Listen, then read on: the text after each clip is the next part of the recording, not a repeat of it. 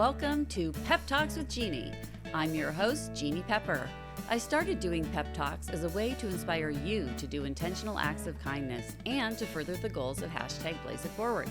Since its inception, Pep Talks has evolved, and now I use it to interview people actively making a difference in this world through their volunteerism, community service, or careers. My guests are all here because they have dedicated their lives to making this world a better place. Join us as we delve into the hopes, dreams, and aspirations of these truly inspiring and hardworking people.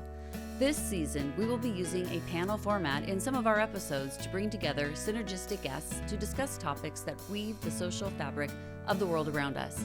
Welcome to another episode of Pep Talks with Jeanne. Welcome back to Pep Talks with Jeanne. We have in our studio today Erika Pedersen from CASA. Thank you for joining us. Thank you for having me. And we also have the CEO and director of CASA, Regan Philliips. Is that your correct title? It is. Okay, yeah. Super. I want to make sure we get that right. I'm really thrilled that you're both here today because you are serving a need in our community that many people are unaware of. And it's really important that that we understand, as people that want to see this world a better place, how we can do that. And this is one of the things that we can do. And there's not even much that we have to do other than for those that can support financially CASA, that's something that people can do. Another thing is to actually become actively involved as a court-appointed special advocate, and you train people on how to do that and help them to be successful with that.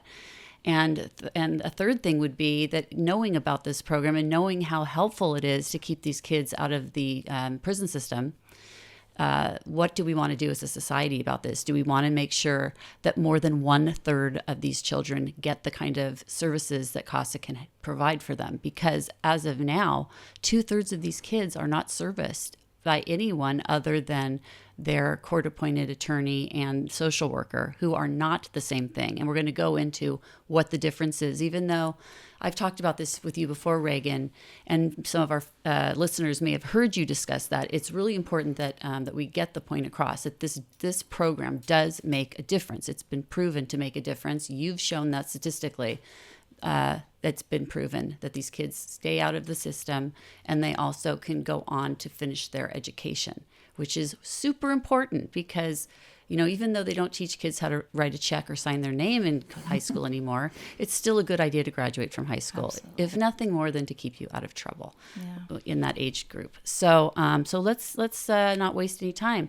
Erika, you are the Chief Development Officer, and you have been doing this for how long? Tell us about your journey. Yeah, so I joined CASA in late 2021, November of 2021, so just over 3 years in the role. Okay. And before that, you had a career in sales for the most part. Yeah. Right. So I'm a pretty atypical chief development officer. Most people don't follow my route. You normally, at my level of the game, you would have had a pretty long career working in nonprofit and in that sector, learning about the different ways that funding comes into an organization. I had a really different path. I had over 20 years in software as a service sales, working within the retail segment, managed a rather large book of business of retailers from Walmart, Starbucks, CVS, helping them prevent fraud at the point of return from both internal and external sources. So not your average day, right? In a pretty different leap to go from that role into nonprofit. But my affiliation with CASA started as a love affair back in 2014 when I was recruited and asked to join the Friends of CASA Auxiliary. And that is a group of individuals who support CASA through raising awareness and funds through a series of events and activities that happen annually, all geared to support CASA in an adjunct role. Is that still functioning, that group? It sure is. They are a huge part of building awareness in the community, and they support our second largest fundraiser, which is our holiday luncheon that occurs every December. And that's a combination of an informational programmatic luncheon, really killer silent auction, and a great fashion show from a local retailer. Not the typical elements that you would, look at in terms of bringing in funding to support youth in foster care, but it has had incredible success, and we're coming up on our 30th luncheon this year in 2025. Oh, that's exciting. Yeah. So if someone wants to get involved in the auxiliary group that supports financially CASA, how would I find out about that? Oh, that's a great question. So Friends of CASA has a website that you can go to learn more. You could also visit casaoc.org. We have information on our website about it. But we hold membership mixers. The auxiliary meets in the spring and invites people to join. Lots of ways to get involved, whether you're helping to serve on a committee for the luncheon or you're joining the membership at large and you start attending some of the different informational events and volunteer opportunities that they host throughout the year, all geared in supporting the work that we do at CASA. Oh, that's wonderful. So other than this group of women that meets and helps you raise money, what are other avenues of income that you're able to find? So we also have our celebration event. It's our largest event of the year. It's a nighttime gala, big fun party, the band, the auction, all the fun parts and whistles that you get for an evening of celebration. We recognize corporations, foundations, individuals, and an advocate, a standout advocate of the year at that event. And it's a great way to come together and celebrate the work that we do at CASA. That's our largest fundraising event. And we do have a committee that supports that work. And these are really great, fun, dynamic women in the community who get together and they lean on their friends and family and business connections to bring in auction items that we offer up that evening. And it's a great way to support CASA. And this year we're celebrating 40 years in Orange County. So it's 2025. We are over the hill. It's the year of CASA. So we're going to be celebrating in a really extraordinary way. That's a significant birthday. Yeah, I think so. It's a big milestone. Yeah, it is. Yeah, it is. 40 years of helping kids. Absolutely. I mean, some of those kids are probably my age now. You're in good company. Yeah. Yes. So yeah, if you're one of my friends, let me know. I'm curious. That's beautiful that the CASA has been able to help children in our community for so long. Yeah. And just imagine all of the people that are not in our prison system now because they had you. Right. Yeah. That's kind of, or homeless or wondering where their next meal is going to come from. yes. Yeah. Right. Yes, exactly right. So what does the budget look like for your organization? Like how much money do you have to raise every year and how hard is that? That's a great question. So right now, our OPEX for the current fiscal period, which we run on the federal, where we go October 1st through September. But right now, we're in the midst of a $7.126 million OPEX. So my team, which is comprised of 4 different individuals, including myself, 5, we are tasked with raising all of that funding in the course of a year. Wow. So $7 million plus. Yes, You've ma'am. got to figure out where that's coming from. Does it mostly come from private funding? So within CASA, yes, the bulk of our funding does come from the private sector. Mm-hmm. That percentage used to be a lot higher for us. We're in the midst of something that is a bit of a phenomenon here in the state of California. We are in the 3rd and final phase of a 3-year grant that was issued by the state of California for $60 million to be dispersed across all of the CASA organizations. There are 44 of us in the state of California, and that money was distributed in $20 million increments over a 3-year period. So we within CASA of Orange County have about $5.6 million in total of the $60 million that will be distributed, and we're in our final period of that now. But once that funding is gone, that is money that we have to then make up for ourselves back within private segments. We do have a small segment of federal funding that comes through the Department of Justice through the Victims of Crime Act. That is a very small fraction of what we do, but by and large, we rely upon the generosity of the Orange County community base, whether that's corporations, individuals, or foundations that come in and drive the support that we need to operate the programs. Yeah. How many organizations are there that service this population? Do you know? Are there a lot? I mean, In terms of nonprofits that support youth and foster care, wow, there's a lot. So many. And I'm always blown away when I go to events that are talking about, hey, these are all different ways that we come in to support youth and foster care. There are so many different ways, whether it's we want to ensure that kids have a brand new, suitcase and pajamas and a toiletry kit on the night that they may have been brought into the system. This is not this is not something where it's a planned event for most families, right? Children can be taken in the dead of night. They could be coming out of an urgent care, and oftentimes they do not have the time to grab belongings. And so you'll see kids are showing up with trash bags. And so we have groups that will organize backpacks and school supplies. We have groups that will make sure that they've got a bag with clean new pajamas and toiletries. We have groups that will provide educational support, mental health support, medical support, access to different extracurricular activities. It runs a really wide gambit here in Orange County. And it's interesting because each of them, we all have plenty of work to do. Yeah, yeah. Are you actually taking on the task of making sure that these kids have a toothbrush and a bag, or that's another organization? We do supply some of those items through different drives, but we try not to replicate what somebody else is already doing exceptionally well in the community. We'd rather partner and make use of all of our resources to maximize what we're able to do to support the population. And in some instances, those other organizations will distribute items to us for then the advocates to, pass along to their youth. We also collect toys and have different drives where we stock the courtrooms with toys. It's one of the distinguishing features of juvenile court is that when you walk in to an otherwise pretty somber environment, that there's a wall of toys, and anytime there's a child that's in the courtroom, they're able to go and select an item to take with them, and that those toys usually come from different events that we're hosting or drives that are affiliated with CASA. That's so nice. Yeah. Wow. Yeah. But is that only for kids that are lucky enough to have a CASA advocate? No, those are available for any kid that comes through the dependency court. Oh, that's really interesting. Yeah. And according to your statistics, 2/3 of those kids don't get an advocate. That's true. Yeah. Correct. Yeah. So when these kids come through the system, if you're only able to help 1/3 of them right now, would you be able to help all of them if you could get enough funding, or is that still an issue of you need the volunteers? So the resource that we rely upon to create advocates are people.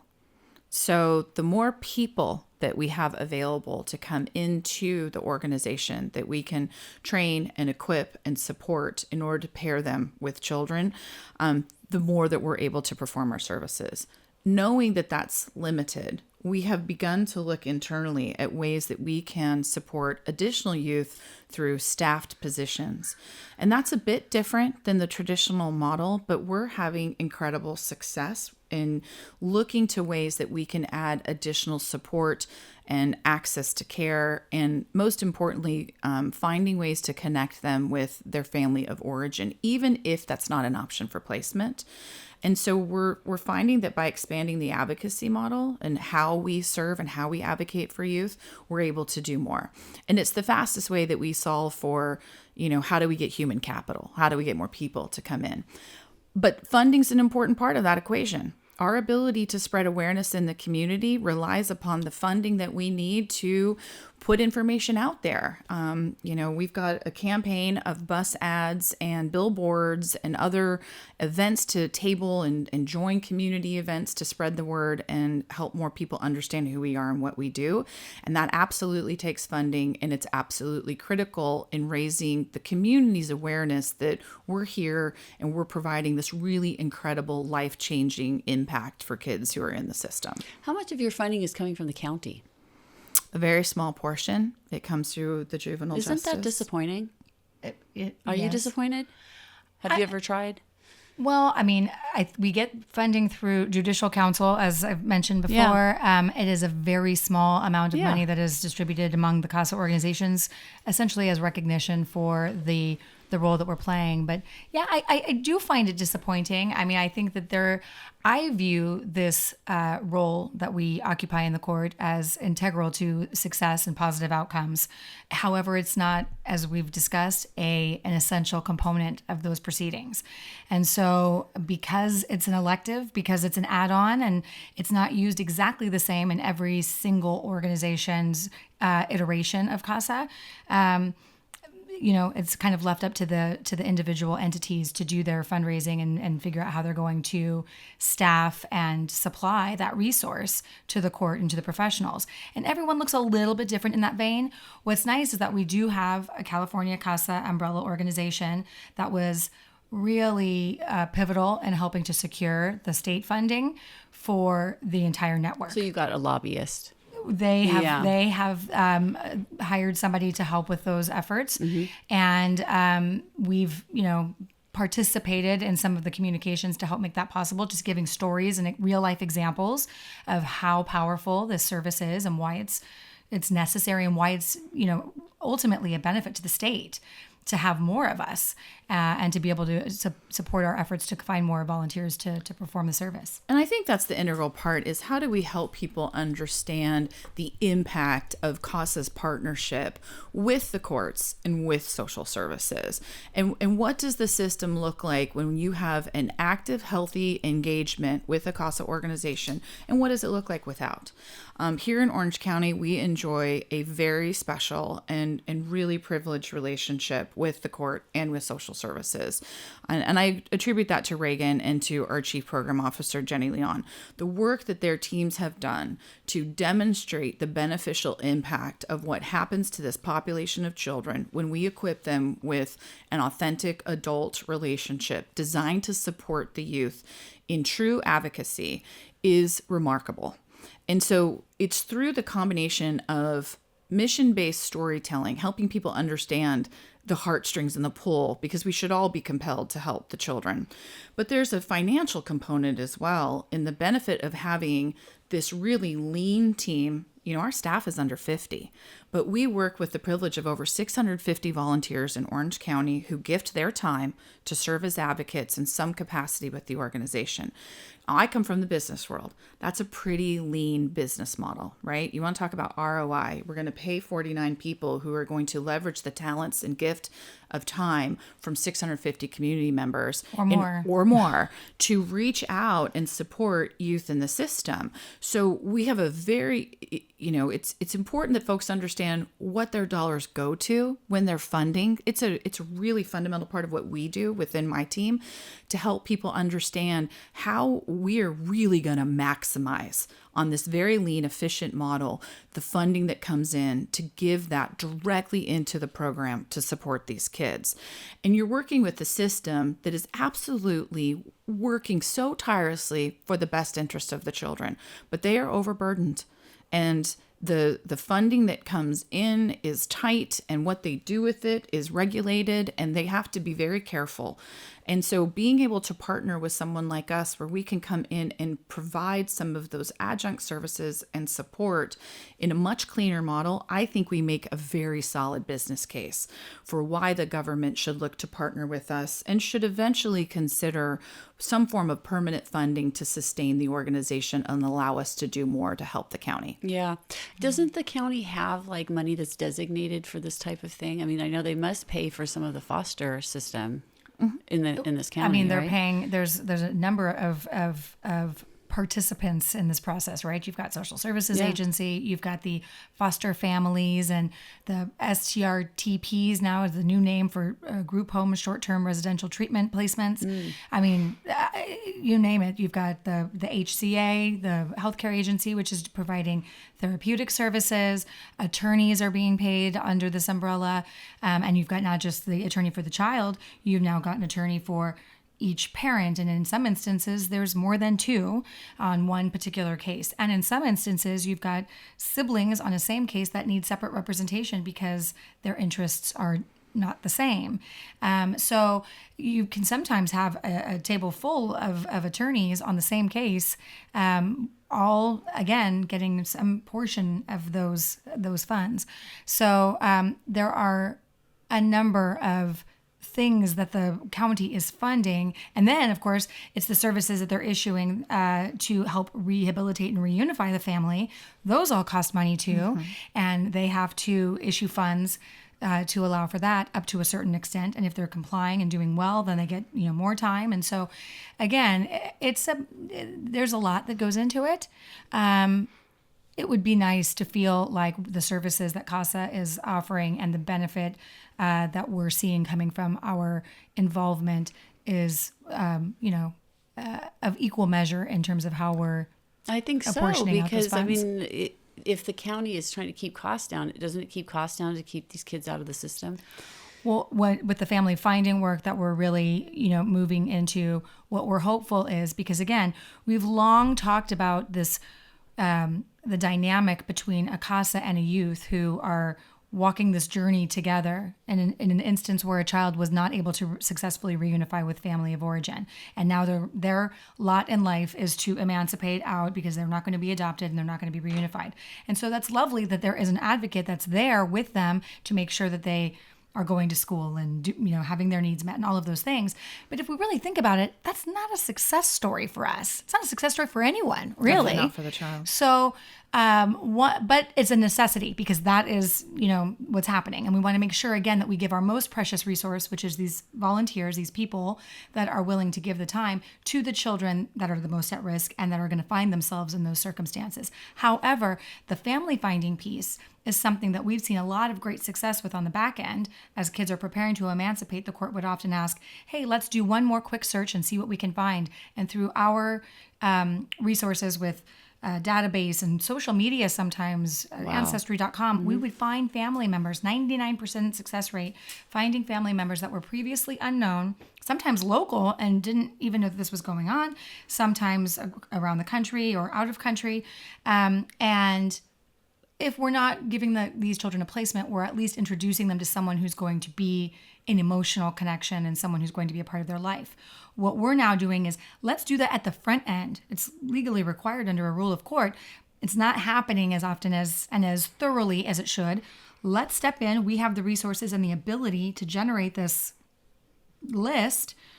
Let's see if we can find someone who can take placement, and maybe we're cutting down on the amount of time and resources that are going into supporting this family and this child on a long-term basis. And the impact on children who are placed and unified with a family member earlier in their case is astronomical. They're less likely to change placements in the first 12 months, which is a critical period of time within the case. Mm-hmm. They will outperform their non-family placed peers, especially in math and science. So just their educational format, we see that they will be off the charts, especially in math and science compared to peers in the foster system who are not placed with family. And they're more likely to be paired with siblings, which creates a level of connection that is so important for these kiddos. But I want to circle back to something that, Regan just painted this picture, and it's a very realistic one of what we look like in the courtroom in terms of the number of paid professionals who show up and participate in a court proceeding for a child. But there's one person in that courtroom who is not paid, and that's the CASA advocate. And those kids know it. They know that their advocate is there just because they care about them. Oh, that's so nice. And that trust level that happens because of that is something that is magical. And you can't really quantify it because they understand that all the other players are there because they're doing their job, but their advocate is there because they're really interested in making sure that they have everything that they need to be successful and to thrive. And that's really the beauty of what we do at CASA. Do some of these kids in the system, do they have a family member that does that job for them? Are they allowed to? Not as an advocate, right? Not as a CASA, but certainly as their advocate village, Do you right? see that happen? Do they show up and or take? Yes, but there are limitations on their ability to participate in the proceedings. They are not invited. They're not a party. And I'll be clear, CASA is not a party either. But we have this really remarkable, extraordinary opportunity to be a part of the proceedings. Grandparents don't have that. Yeah. Aunties and uncles that know a lot about this child and the circumstances at hand are not invited to participate in those proceedings. So again, it's a really unusually really unusual but effective opportunity that we have to bring these people in and weigh in about the needs and opportunities to change the outcomes for these kids. Yeah. So, yeah. Are the younger kids, do they need somebody like you more, or do you think that it actually helps older kids more? Kids in the foster care system range from 0 to 21, as we've talked about. And I would say the population that we see the most of in terms of matches and referrals is right in that 13 to 16. So I think at that point, what you're finding is, but kids of all ages benefit. So I want to be clear about that. Every age group will benefit from having someone showing up for them. And the needs are going to vary. They're going to be different depending on what they are. What you find with that particular age group, however, is that they, to the extent that they have not reunified and are not going to reunify with family, that window for adoption is probably lapsed. Not always. It's not a universal truth. Harder, though. But it's much harder. Yeah.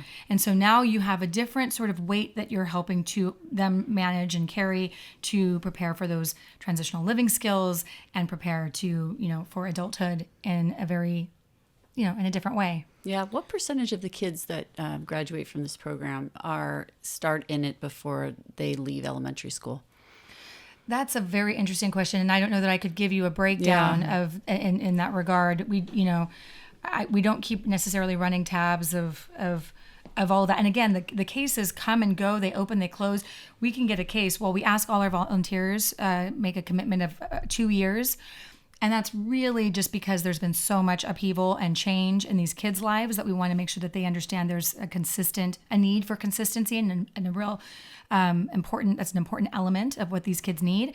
But some of these cases may last only 6 months. Some of them may last 6 years or more. Yeah. So it's really hard to say. And we have advocates that exceed that commitment and stay on, and then they'll take another case. And, as we've talked about, maintain those relationships outside of the jurisdiction. So you court. can do that. Can an advocate keep the same CASA child for more than 2 years? Absolutely. Okay, so if it's going well, you just keep going. Yeah, absolutely. But a minimum of 2 years. A minimum of 2 years. It's really just for expectation setting at the front end. Yeah. And do most of the CASA volunteers make it all the way to the end with these kids?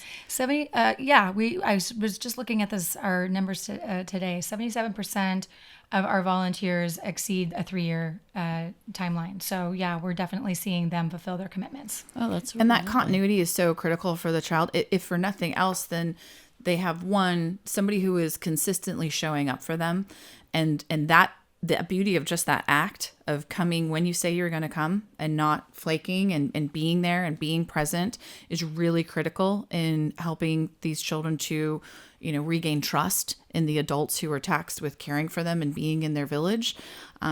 It's also a key factor in their ability to stay consistent and have continuity in their education. Youth with a CASA are more likely to succeed, especially in graduating high school. It's one of those milestones that we look for.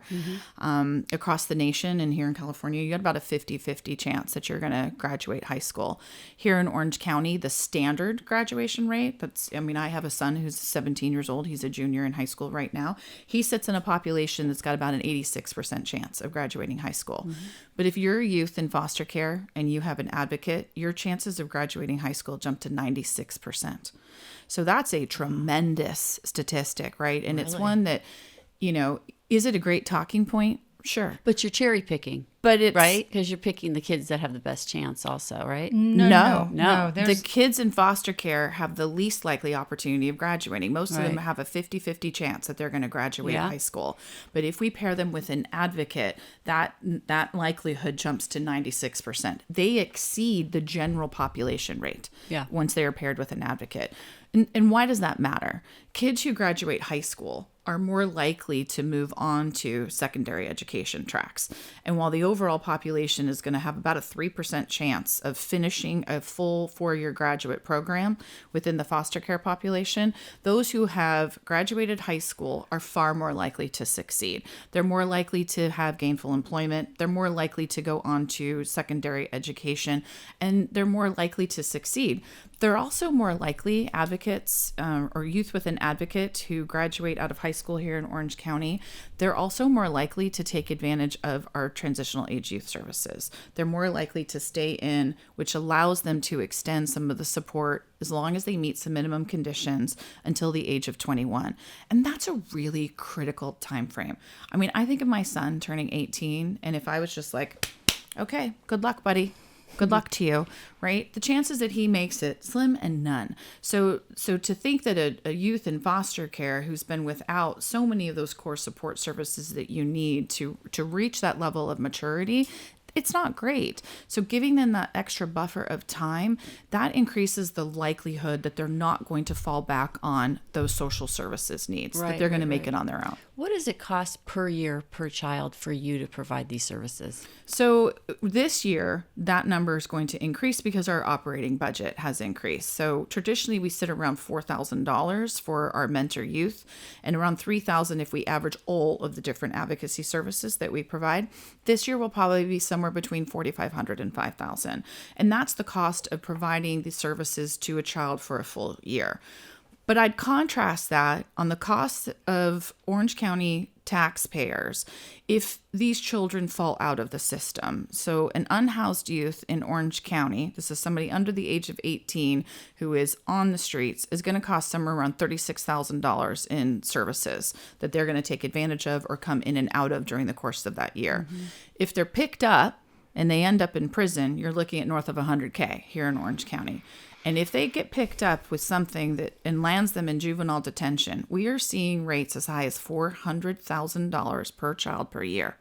That is an astronomical amount of money. So if I go back to my business background, I'll take the ROI of CASA of Orange County doing some really great private fundraising to ensure that every one of these kiddos has an advocate, and we'll range somewhere between $4,500 and $5,000 a year to support them. And it sounds like you can almost guarantee they won't end up on the street if you have a 96% turnout of high school graduation from these kids. You have a much greater likelihood of success. You're eliminating a huge vacuum that they can get sucked into if they don't get these kinds of services. Yeah, and I think they see the possibilities. That's one of the great things of having an advocate and somebody in your corner. We take surveys of our youth and we ask them questions about what having an advocate means to them. And one of the standouts for me was a 19-year-old who participated in an exit survey recently and said, my advocate was the first person who didn't tell me I wasn't going to make it. They're the first person who told me, hey, I see potential in you and you can do great things. They didn't tell me that I sucked. They didn't tell me I was a loser and that I was never going to amount to anything. Wow. They believed in me. And the power of those words, I know, it gets me too. So the power of those words for a young child, to have somebody who was a total stranger show up in their life, get to know them, establish trust, and then say, hey, kid, you've got this. Yeah. And let's talk about all the ways that you can do this. And they start to open a world of possibilities. And that's the reason why kids with the CASA experience exceptionally greater levels of hope than kids who do not have an advocate. So if we could get 1,000 people to donate $5,000, would you be able to provide these services for 100 children next year, or 1,000 children, more children next year in the system? That's the goal. That's always our goal. That's always our goal. But 1,000 more than what you've already got going. And again, I mean, we rely on volunteers. Right? Yes. And again, we're exploring avenues and ways that we can provide meaningful, helpful advocacy that doesn't necessarily rely on that same level of commitment or that we can provide with the staff. But there is that need. So not every single one of those kids, not all 3,100 are necessarily going to need that most precious resource. Right. And we want to be mindful about that as well. But certainly what that funding does help us do is go and spread the word, make people aware, educate them about the opportunity. There's still such a need for people to understand more about who we are. We're not a household name. Even a judge who was asked about, how do you describe CASA? And he says, well, they're like big brothers, big sisters on steroids. I mean, you have to reference another nonprofit to help them understand what we do. What we do. And you're not that either. That's like not even a a very good description of what you're doing. Funding is the fastest way that we grow. Yeah. Right? Yeah. Having the resources available to us so that my team, we talk about the fact that, we only have jobs so that we can support the work of the programs team. My job is to secure the funding, to hand it to Regan to say, go source all of the resourcing that we need, the location, right? So that we have a safe place for our folks to come to work. Right. We have the consistency of our staff. If we lower staff turnover, we lower the number of advocates that leave the program. The more we can have staff retention and we can keep our staff growing, the more advocates stay with the organization.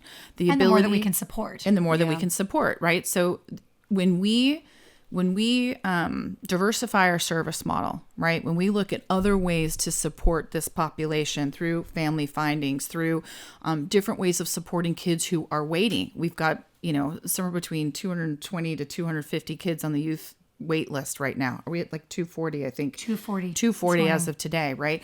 So those are kids that have been identified and referred with an order by the court that this child needs an advocate, but we don't have a person to pair them with yet. Now it's a rolling number. As people go through the training and they graduate, we immediately pair them and kids come off the wait list. But the court recognizes the value of this service so much so that they immediately fill us back up. So it's a constant rotating number of kids coming in and coming off, coming in and coming off. But we dedicated services to support the children while they're waiting for the advocate. What can we do while we're, as an organization, while we're waiting to get them paired with a human advocate? What are some of the other things that we can do to offer support and get them through this time frame? That's what the funding allows us to do, is to expand all the ways that we can come in. The great thing about family findings is that you can come in and serve in that particular form of advocacy. You're still going to go through the same core training and you're still going to be working as a volunteer, but you can do it in a very different format than our folks who are going out and doing those one-to-one matches. And yet that service is so critical for us. The ability to identify family members, to get kids connected, and to expand their village, oftentimes over and above what social services was able to do, especially at the onset of a case. That is life-changing work that we know we're doing because we have a small team that's able to manage them and a group of volunteers that are coming in and gifting their time for the sole purpose of locating family for these kids. Yeah. If the kids tell you that they don't want to be reunified with their family, how is that handled? Do they get a say? Absolutely. And that's, again, it's the CASA's role and opportunity to share that with the court, to share that with the attorney, to make everybody aware in the appropriate forums when places they have to do that of what the child wants and needs. Now, I will just tell you from my personal experience, I don't know that I have ever had a conversation with a child at the outset of their case where they didn't want to go home, regardless of how egregious the underlying issues were, but that changes over time, and as evidence and different information is revealed, and as they proceed on their healing journey. And so, it is sometimes the role of the CASA to share difficult information and to and also to identify the other issues that may come up. And something that just came up recently was, in a situation where dad's not supposed to be in the home. Mom is sharing with the child, don't tell your social worker that dad is in the home. But mom doesn't say, don't tell your CASA. And in the relationship between the CASA and the youth, somehow that information gets revealed to the CASA. Now they're in a position to say to the attorney, hey, this is what I'm hearing from the child. You may want to request an unauthorized visit to see how, what's happening there, because this is drop something in that's and see what's happening in right. that So house. instead of outing the kid for telling on the parent, they catch him in the act. But you've got that back channel, right? Because of that trusted knowing. Relationship that they're able to do that. And super helpful. And that's critical, right? So, for a long time we've talked about, I think, from a marketing standpoint, right? Like they're the voice of the child. And I don't think that that's an accurate description. We've talked about this a lot.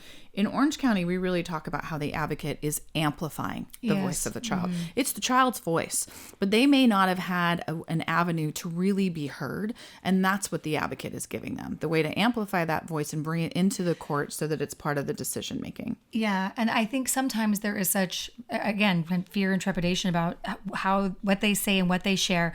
Another example, again, it's sometimes these most basic things of a child having moved from several different foster homes, landing in one where they're content and don't want to disrupt their current situation, but don't care for the sandwich that foster mom is making every day. I'm not going to rock the boat. I'm not going to say anything because I don't want to lose my placement. I'm afraid that might be the outcome if I say anything.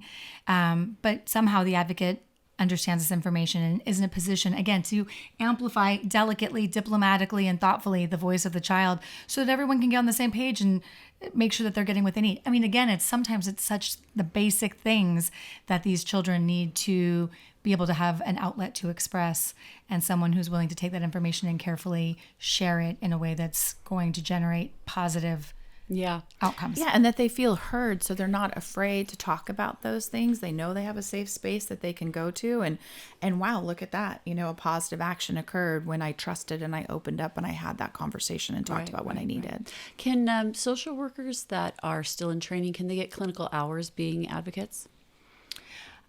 That's interesting.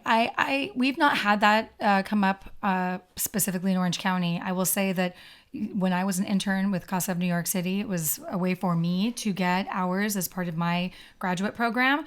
And there are organizations that have very intentionally connected relationships with different schools or programs. We have not established something like that with Social Services Agency directly, but we have been in a position to offer hours for other internship opportunities or students that need those clinical hours, not necessarily for social services directly, but it's something that we'd be very open to. We just haven't had the opportunity it sounds like to consider you need more people. We so do. You can grow this. We do. You've got to get those volunteer numbers up so that I can get you $5,000 per kid. That's right. And then we can get more people helping too. And then That's right. So I don't know. I'm just thinking about that there's so many different demographics that could be doing this work that may not have been tapped, because everyone I know that's doing this work are middle-aged women. That doesn't mean that that's the only segment of the population that's doing it, because clearly men do it as well. But if we just need to get more people into the courtroom, there's certainly people that could benefit from it. In more ways than one. No, I like the way that you think. And I think what we're seeing is that we are starting to, we've had a period of rapid growth, that we've had a large increase in the funding that we're starting to have come into the organization. And we're seeing the results of that. It takes a minute, right? You have to kind of stabilize first, and then you start to expand and come up with ways to change the advocacy or increase the advocacy model. And then you have to staff up to do that. We're seeing the fruits of that labor. So now we're starting to pace that we are having volunteers coming in at the rate that we have the funding, so that we're really starting to pace that. I think this is going to be a very powerful year for CASA.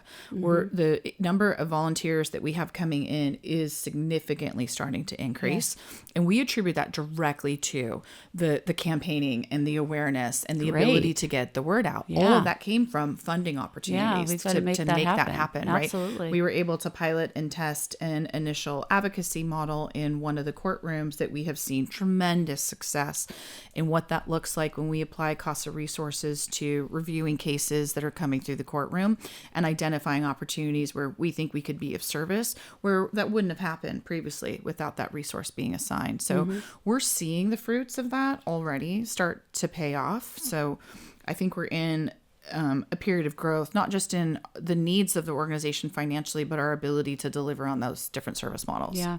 How will current politics affect the numbers that you're going to see coming through the system? Do you think that there'll be more kids in the system, less kids in the system? Hard to say for sure, but one thing that we know for sure is that there's always going to be kids in the system. So we did see a substantial increase during COVID. Again, I think initially there was a bit of a drop. And again, I think that's a testament to the fact that a lot of the folks that are referring kids to social services in the first place or calling in circumstances are teachers at the end of the school year. And without the ability of teachers to see and observe a situation that might warrant social services involvement, there was now nowhere for those cases to go. There was an overwhelming number of kids now coming through emergency room calls and doctors' recommendations. So the abusive situations and the circumstances triggering involvement with dependency proceedings were now far more extreme than they were in earlier iterations. The number climbed, but now we've seen it kind of level off. It's too hard to say exactly how politics will affect it, but we've been working to put ourselves out of business for a long time, and we'd love nothing more than to not need to provide this service, but that's just not the case. And I think Regan touches on a really important point, that there are conditions that impact this population just like anything else, right? And that it goes through waves and phases. COVID being a really stark example of what happens when we don't have mandatory reporters in contact with children. When you don't have those soccer coaches, baseball coaches, the religious professionals that are having interaction with the children on the weekends for some type of religious activity, or having them in school, that the ability for more eyes to recognize there's something not right here went down. And that happened in COVID. And, Regan talked to me about that it was like this sense of relief, like, wow, maybe there's just this calm in the world and we're not having as much. And that's just not what happened. They were housed and trapped in an environment with the source of abuse for a greater period of time. And then instead of being picked up through a mandatory reporter, they came in through urgent care or through emergency rooms. So at that point, the stage of abuse was far more egregious. And we ballooned up to like 3,700 youth in the system at that time. We kind of held steady around 3,200, and it greatly amplified. As Regan said, we're back down to numbers that look closer to what we looked like pre-COVID, but certainly there are factors that impact this community based upon different economic and socioeconomic conditions, just like the rest of us. So I think to be determined what will happen. So what's been the most rewarding part about working with this organization, with CASA? Oh, it's been a passion project of mine for a really long time. So, I was out raising kiddos and hawking software for a living, and I got involved with Friends of CASA, the auxiliary we discussed, back in 2014. And I was in a leadership position in the board, helped to really kind of reinvigorate the group. They were in a space of needing some new life and new direction. Eventually became president of the board, and then joined the large governing board within that role, and got to know Regan really well during that time and during that service. So spent 10 years doing that. And I often joke that Regan is not only an exceptional lawyer, she's actually a very good salesperson, because she invited me to come and join her for lunch. And we had one of the most productive meetings I've ever had at Big Canyon, where we spent about 3 hours over lunch talking about how to change the way that the organization interacts with the community and raises money to support the mission. And I went in there thinking, I'm just going to help my dear friend put a great plan together. And at the close of those 3 hours, I realized just how brilliant we were and what we had outlined. And I was going to be gosh darned if somebody else was going to do it. And so she convinced me to leave a rather cushy stay-at-home job where I was, managing multiple international teams in Poland and the US and the UK to implement software. And I left all of that and jumped over to come lead this effort and revitalize and rebuild the development team over at CASA. And what a great way to take an area of my life that had really fueled me personally, that I had so much passion for, and to combine my skill set that I had honed over all those years of professional development, and to put them together in this really crazy marriage and bring that work into CASA. So we're 3 years now, and I've got the best team. And I've got a really great boss, and the work that we get to do is probably the most rewarding that I've ever done in my life. Have you seen the metrics change at CASA since Erika joined? Absolutely. It's been, point to? Our funding, our revenue has gone up. Our budget has been steadily increasing every year that she's been there. She has been instrumental in bringing together both sides of the house in terms of development and program. Her care and concern for our team and our program is so it's so visceral. Those two things in many nonprofit worlds remain very, very kind of separate and siloed. And she really takes everybody in and helps them feel so seen and cared for. And she has done that with her team. She has done that with the organization. She has done that for me. I mean, CASA is in exponentially better shape and in a better place because she's joined the team, and I'm so forever grateful. That's really great. Have you been an advocate, or were you just on the money side? I was not an advocate. No, my time came through raising awareness and raising funding through the holiday luncheon with Friends of CASA. Interesting. And that was a great joy, and it was fun, but it's definitely at a different level being on this side of and what I've learned. Gosh, I thought I knew a great deal about the organization, having served 10 years on this auxiliary board. And I came in and realized how much more there was to understand about the complexities of the system, about the needs of the children who are in it, about why they come into care, about which advocacy models work and which ones don't. And that's just a personal thing for me. I sell best from command of fact. If I really know my stuff, then I'm going to have a very authentic, high integrity conversation with you. And it's going to be really easy for me to talk about why I think you should support the organization because I'm so grounded in fact. So I needed to come in and really partner with my counterparts in programs and get into the nitty gritty and understand the details. I need to get into a courtroom. I wanted to meet with social services, and I wanted to really understand what is the crux of this problem? And I want to be able to answer your question. How does funding make that difference, right? What am I able to do and gift to Regan and the programs team if we raise more money? Understanding that lit a fire like no other under me. So when I came in, our budget was around 4.9 million. And in 3 years, we're now up to 7.1. So we've gone up $1 million a year every year. Are you helping more kids? And we're helping more kids. So that's what I care about. The need is real, and our ability to bring in that funding and to hand it over so she can have an employee plan. She can look at program expansion. We can put in an initial advocacy model in the courtroom so that we have somebody monitoring in real time. The expansion of services, all of that is amplified through the generosity of the donors who've come to bear for us in this last 3 years and really allowed us to get more boots on the street and more ways to serve this population. Yeah. So your fiscal year started in October. It did. Am I correct? And where are you in terms of reaching your goals for this year? We are 52% to goal at this time. So that's about where you expect it to be. And how much more do you need to raise in the next 6 months? I need a minimum of 3.2 million to close out this year. 3.2 million. Wow. Yeah. And that's just to stay at current levels. That is just to meet this year's obligations. Which is $7.6 million. 7.126. Yep. 1.6 budget. Yep. Which has increased $2 million in the last few years. It's been $1 million a year since 2021. And that's a big number, but we're able to do really big things. And I want to really emphasize it wasn't by going out and hiring a bunch of people. Our staff increase in that time has been 3 full-time positions. Okay. So this is really about driving it into programs and into operations and getting more folks familiar with what we do and really driving that service model. So this wasn't a big, hey, let's just go hire a bunch of people. Now we did put bodies in there, but those bodies were in very strategic roles that allowed us to immediately serve more kids. Right. How many more kids?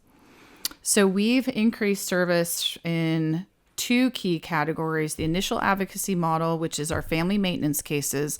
Those are cases that traditionally would not have been referred to a CASA. They are having an advocate come in with an idea of a shorter period of care in order to help a family that was brought into the system, but the child, through the work of the judge, had decided they are in a space of eligibility to maintain their time in their family of origin within the original home with wraparound services coming in to support. And the goal there is to help that family succeed with the end result that the child stays with the family and they do not permanently enter the system. We identified those cases through our initial advocacy model, which was assigning a resource to monitor all the cases coming in through a single courtroom. 57 cases were identified in the first portion of that pilot in family maintenance, and all 57 reunified. So we had CASAs that were added into the mix, gave additional support, and all 57 cases resulted in the child remaining with their family. So that's pretty impactful work. The other piece is family findings, where we've been able to expand and start to increase the number of family members that are identified at the onset of the case, allowing social services to have a more robust profile of all of the family members that could possibly serve for placement, but at the very least long-term connection for the child while they're in care. Right. So you're servicing like maybe another 200 kids with this extra funding, or is there more than that? It's more than that, because additionally, with positions that we've been able to add and be more strategic about, we're ensuring that every child on the wait list gets a level of advocacy services that's staff driven. So if on a given year we served 850 children with a direct one-to-one match, our service to the number of children to the organization through these other triage levels was around 1,600. Okay, you doubled the number of kids that actually are benefiting from the work that you're doing. Correct. And you couldn't reach them before. It doesn't all look the same. I want to be clear about that. Yeah. But we've been able to be more strategic and effective with the resources that we have and our opportunity to identify key areas of advocacy. And recapture of resources is something that is really critical that we don't talk about very much. So an advocate comes off a case and they may be tired, right? It may be an emotional period. I've spent 4 years with this child and it was heavy and it was emotional for me to give this time and to be connected. And maybe I need a minute to take a break before I can take another case. Now there's other ways that they can give their time and still advocate. And the other thing that we did is that we were able to hire an individual who took all of these additional needs off of our advocate supervisors and allow this one person to coordinate events for the youth and the advocates to do together. That used to sit on the backs of our advocate supervisors. We took that off. We have one person who does that job, and she works with corporate and community partners and creates all sorts of wonderful activities for our advocates to do with their youth at no cost, because we want to lower the barriers to entry for anybody to come in and serve. We don't want an able-bodied, willing, amazing human who would make a great advocate to not be able to do that because it's too expensive. So you're only supposed to spend $25 on an outing with the kiddo.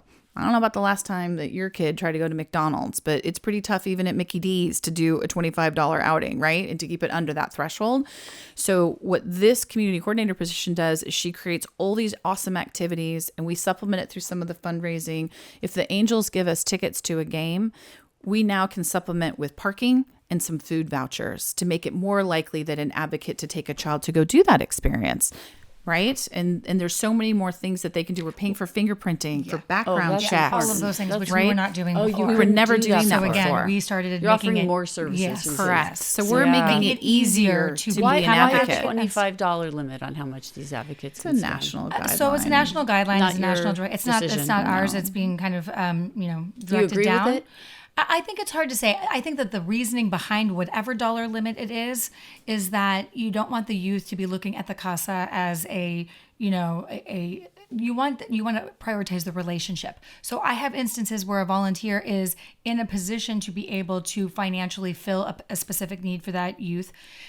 We channel it through the organization, even if it's their donation that's coming through in this very targeted, restricted way, because we don't want to create this situation where the child is now looking to the advocate for what they can get out of that person, and instead of just the relationship itself. So I understand the premise behind why there should be a limit.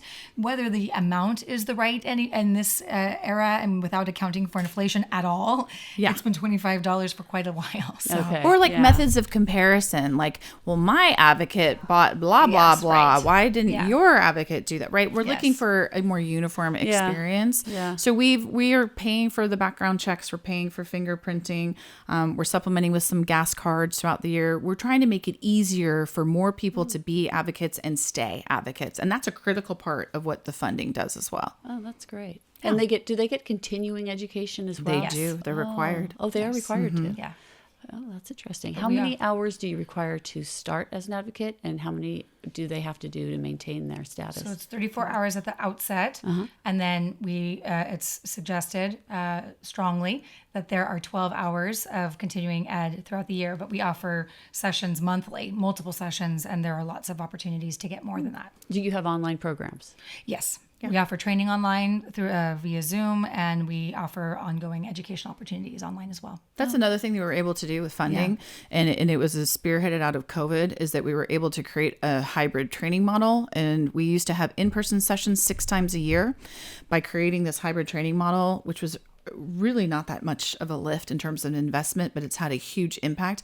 We now have 10 graduation classes a year. So that's 4 more classes of advocates graduating per year, because we're able to do a hybrid training model with a portion of it online and a portion of it in person. Mm-hmm. And that's really amplified how quickly we can move people through the training and get them out there and get them paired with kids. Oh, that's really great.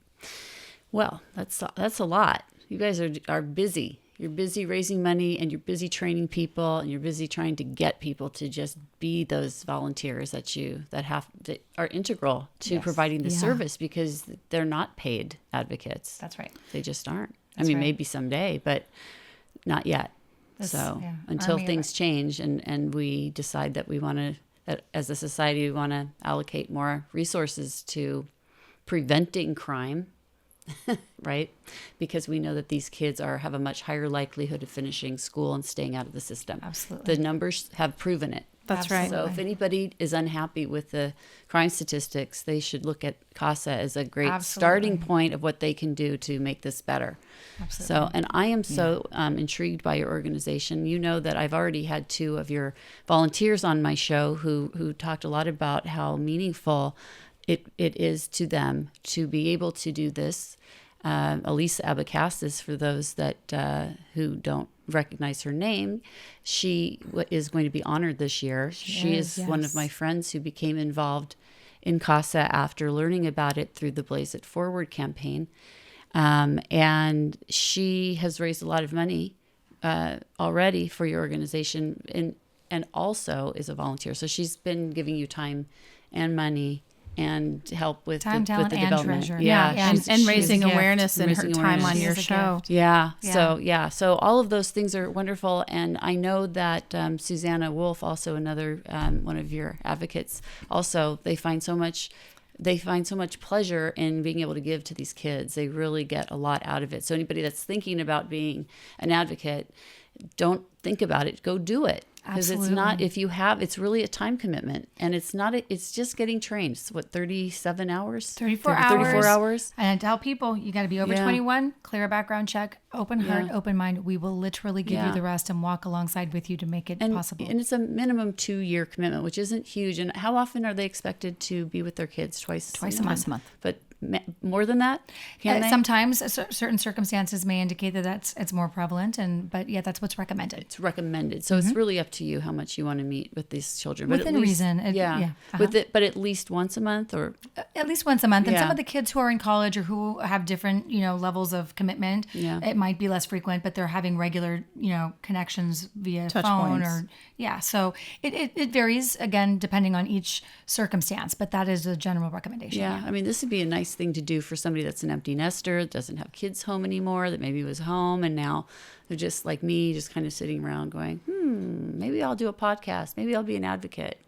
And then, they decide to do something, the most meaningful thing of helping children. Absolutely. And we want to appeal to your male listeners as well. Yeah. I mean, so oftentimes I think people assume like, oh, it's a caregiver, it's a nurturing position, it should be women. We absolutely love our female advocates. They are the lifeblood of the organization.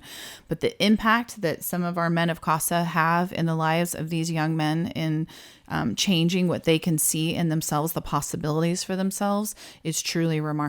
So I want to encourage the male listeners as well. Come on and check us out. It's not a huge financial commitment, because they're only allowed to spend up to $25 per visit with these kids. So I mean, at most, maybe you'd spend $500 a year visiting with these kids. Probably much less than that, but it's not huge. And if you have the time, that's really the commitment here, which is also not a huge commitment, but look at the difference that it makes in people's lives. I mean, you're really, if you want to have an impact and really see the results, this is the way. And for people that are just beginning to give back and start their journey of philanthropy or community service, I cannot think of a better way to get your foot in the water. It is a commitment, but it's so basic, and the return on your investment is great. It's so oftentimes we hear, the kids, people come in thinking I'm going to make the difference in the lives of this child. And so often we hear them saying, I never understood the difference it was going to make for me. Mm-hmm. The real gift was for me in this experience with this child who gave, me so much in the end. And one of my favorite quotes is Shirley Chisholm, and she says, service is the rent we pay for the privilege of life on earth.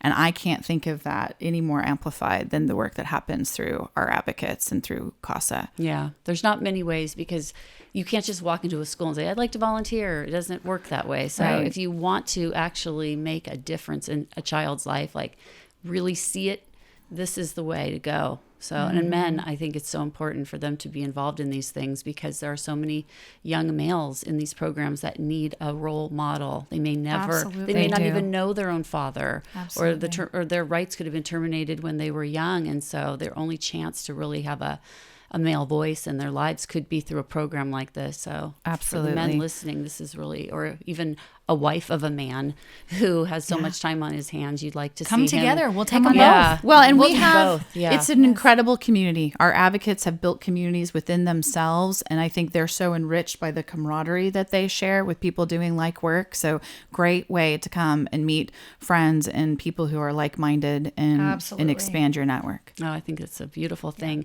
In fact, I think it's so beautiful that I'm going to offer my listeners a great deal. I think it's a great deal anyway. For every one of my listeners that is willing and able to make a $5,000 commitment to your organization this year by December, I would like to know who those people are if they want to be identified, and I will personally invite them to meet me. It could be a group setting if we get enough people together, and you will get a shirt for sure. And a personal thank you from me for doing that. And you will help one child get through the system next year. At least one next year you will help. So please, it's a $5,000 commitment. And you get to meet me. I mean, that's worth at least $5. And you get a shirt. That's worth another And $20. You'll provide advocacy to a child for a full year at that donation level. That's a life-changing donation. I know. I mean, really, $5,000, what's that, a vacation? You don't need a vacation. This is a much better thing to do, because the memory of giving and knowing that you helped a child will last a lifetime.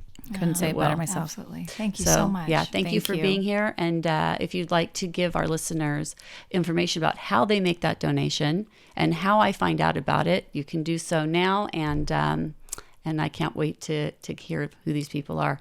Hopefully you'll tell me in December. You're going to give me a long list. I'm going to be so happy. I love it. I love the challenge. Thank you, Jeanne, for having Regan and I here today to share the message.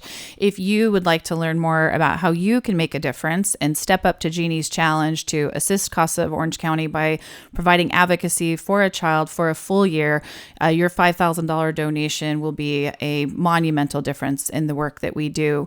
Whether you're giving your time as an advocate, your treasure as a donor, or your talent by offering a service for the youth, we are welcoming and looking for a way to partner with you here in 2025. So please visit us at casaoc.org to learn more. And I'm going to add to that too. Anyone that signs up to be an advocate that heard about it here, that tells you, they will get a shout out from me and a shirt also. Love it. Yeah. Love it. All they have to do, you just tell me that they want a shirt, and I will personally connect with them and get them a shirt. Every advocate this year by December 1. We look forward to returning to share that long list with you. Yeah. Great. Hope we'll be ordering a lot of t-shirts. Yeah. I'm going to go place my order. We're ready to go. Thank you. Thank you. Thank you for having us. Hashtag Blaze It Forward is a campaign my family started in 2018 after our son Blaze was murdered. Hashtag Blaze It Forward provides the inspiration to thousands of people to repair the world with intentional acts of kindness. If you would like to learn more about Blaze and how you can make a difference, check out www.blazebernstein.org or join our Facebook group at hashtag Blaze It Forward. You can also check out my website for this podcast at www.PeppTalksWithJeanne.com. There you can follow along with my podcasting adventures and learn more about my fascinating guests and their passion projects. I would like to thank all of the volunteers who help make my philanthropic endeavors a reality. Today, that includes my producer, Eli Moskowitz, all of the volunteer crew members who join us, and a special thank you to my son, Jay Bernstein, for the original theme song you hear at the beginning and ending of each show. This has been another episode of Pep Talks with Jeannie. Until next time, keep on making this world a better place.